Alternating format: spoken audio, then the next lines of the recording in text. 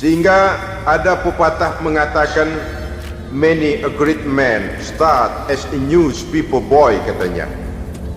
Banyak orang besar yang mulai pekerjaannya dengan menjual koran. Artinya berangkat dari A. Banyak pengusaha mobil yang memulai pekerjaannya dari tukang cuci mobil, tapi lalu bertahap dan tegar menghadapi kenyataan, sehingga proses demi proses dia hadapi dengan tegar, dengan tabah, dengan sabar, dengan ulet, sampai kepada membuahkan hasil. Kita ingin pintas, kayaknya mau, usahanya tidak mau, senengnya mau, peras keringatnya tidak mau. Ini tentunya akan melahirkan kontradiksi di dalam kehidupan. Maka dari jenis perjudian massal semacam ini lahirlah penyakit tulul amal, panjang angan-angan, terlalu muluk cita-cita. Bayangkan saja kalau ini terjadi secara massal, menimpa nasib rakyat kita di pedesaan yang jauh dari keramaian. Tiap hari mereka didina-bobokkan oleh gambaran tentang akan diperolehnya uang dalam jumlah yang banyak dengan angka nol yang berentet. Tiap hari mereka melihat angka-angka itu. Mereka lambat laun akan terseret dalam arus tulul amal ini. Panjang angan-angan, muluk cita-cita, hanya dengan mengandalkan meja perjudian. Akibatnya timbul penyakit yang kedua, yang ketiga, yaitu malas berusaha. Orang kalau sudah terlalu asik berkhayal, menghitung bintang di langit, malas berusaha. Kalau ada temannya kerja jadi buruh kasar, bawa hasil yang merupakan jerih payah dan peras keringat dia, satu minggu bergaji 10-15 ribu, diketawain. Apaan gaji lu 10 ribu, 15 ribu? Entar gua nih kalau ketembus 100 juta, entar. Yang 10 ribu dan 15 ribu keringat orang itu dihina, itu dicela, tetapi dia selalu menghitung, entar nih gua, entarnya wallahu a'lam. Saudara hadirin yang saya muliakan, timbullah sikap malas. Padahal di tengah negara sedang membangun di berbagai bidang kehidupan. Maka sifat malas ini merupakan musuh kita, baik mengejar kemiskinan, baik mengejar kebodohan dan keterbelakangan kita di sektor-sektor lainnya.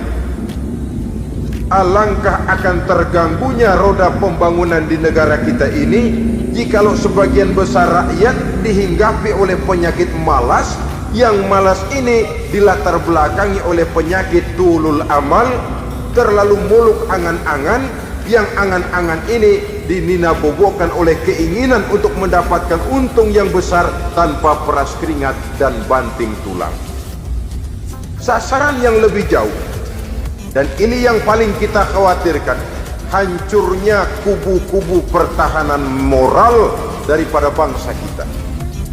Kita sependapat bahwa lebih penting daripada membangun jembatan adalah membangun manusia yang membangun jembatan. Bahwa lebih penting daripada mengaspal jalan raya adalah membangun mental manusia yang melaksanakan pengaspalan itu. Dengan kata lain, membangun dan mempersiapkan manusia pembangunan. Tanpa itu, maka saya merasa khawatir kalau nanti kita tidak akan sampai kepada target yang kita harapkan oleh karena kandas di tengah jalan.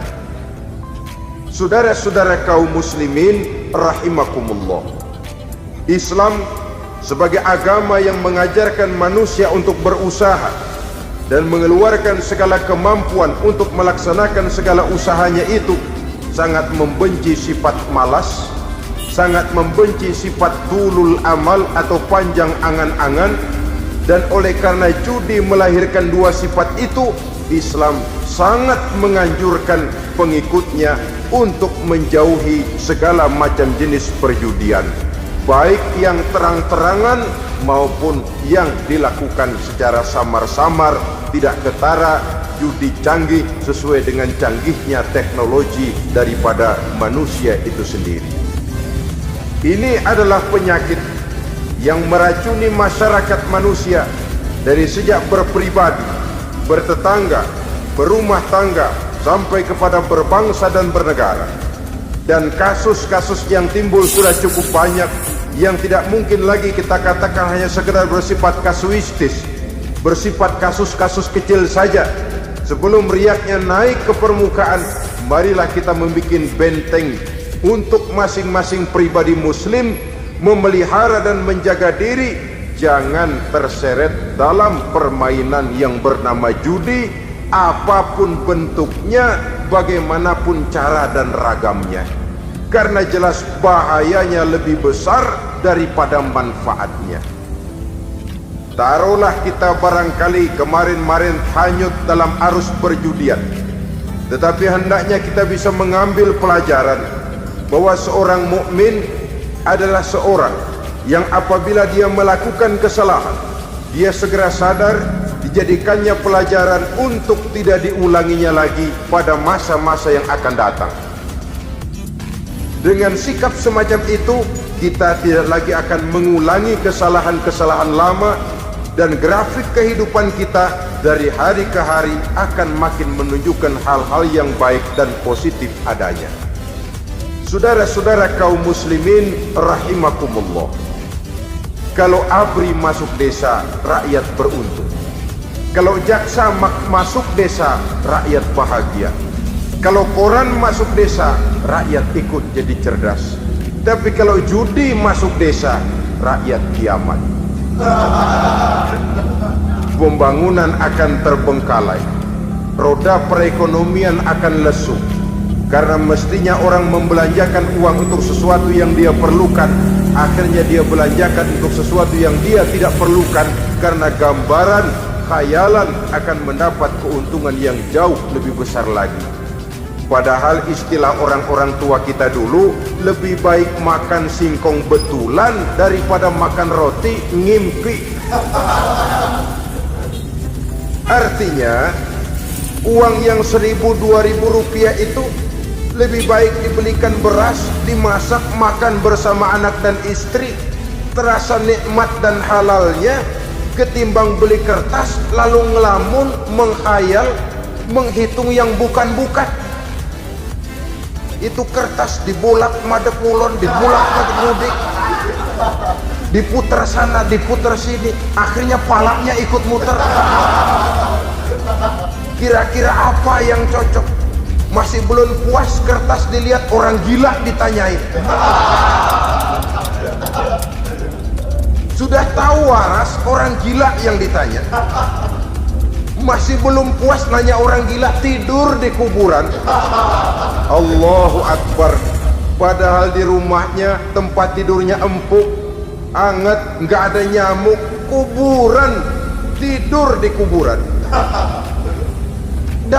Dampak negatif yang semacam ini pada gilirannya mau atau tidak mau akan menyeberang kepada garis akidah, membahayakan dan mengancam nilai-nilai tauhid yang kita miliki. Udah kertas dibolak-balik, tidak puas, orang gila ditanya. Orang gila ditanya belum maram, tidur di kuburan. Barangkali ada bisikan. Saudara hadirin yang saya muliakan, memang walaupun wahyu sudah berhenti, tapi Allah masih memberikan ilham kepada hamba-hambanya yang dikehendakinya. Tetapi ilham itu bentuknya positif. Kalau saudara pagi-pagi berniat, tahu-tahu datang pikiran nanti malam mau ngaji, itu namanya ilham. Kalau saudara sedang merenung, tahu-tahu datang pikiran, saya mau sedekah, itu namanya ilham, bentuknya positif. Tapi kalau ngelamun, tahu-tahu datang pikiran nomor sekian sekian sekian pasang, itu bukan ilham, itu belis.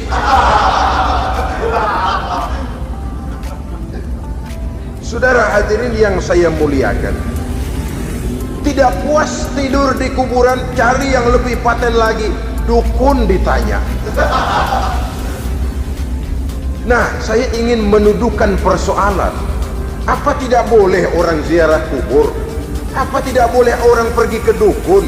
Ini dalam kaitannya dengan judi, karena ini penyakit yang sudah merajalela, mewabah di kalangan masyarakat kita di lapisan yang bawah. Saudara hadirin yang saya muliakan, ziarah kubur bukan saja boleh, malah dianjurkan oleh Nabi.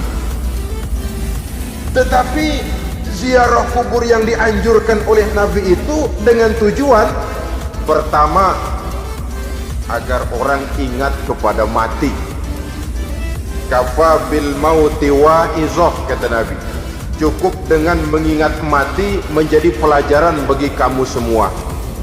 Maka etikanya diajarkan, kalau saudara ziarah kubur sampai di depan pintu kubur itu kan, Assalamualaikum ya ahlal kubur wa inna insyaallahu bikum lahikun. Kami satu saat insya Allah pasti akan menyusul kamu. Kalau kamu sekarang berbaring di sini, satu saat kami akan berbaring di sini. Ziarah kubur mengingatkan orang kepada mati. Orang yang ingat kepada mati, gaya hidupnya lain dengan orang yang tidak ingat mati. Orang kalau nggak ingat mati, gaya hidupnya nggak terkontrol. Kalau dia berkuasa, Fir'aun, itu nggak ingat mati. Kalau dia kaya, Korun. Sudah gambarannya nggak merupakan gambaran-gambaran yang baik. Orang yang ingat mati, dia berkuasa, dia berlaku adil. Satu saat saya akan mati dan ini akan dimintakan pertanggungan jawab.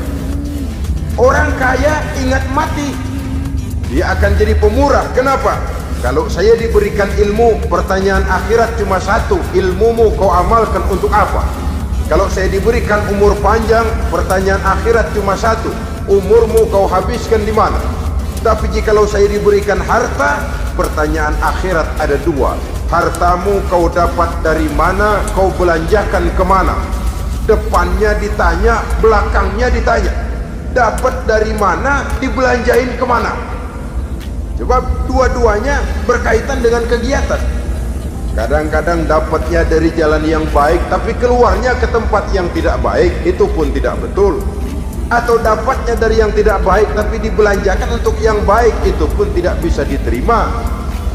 Oleh karenanya, dengan mengingat mati, gaya hidup seseorang jadi terkontrol karenanya.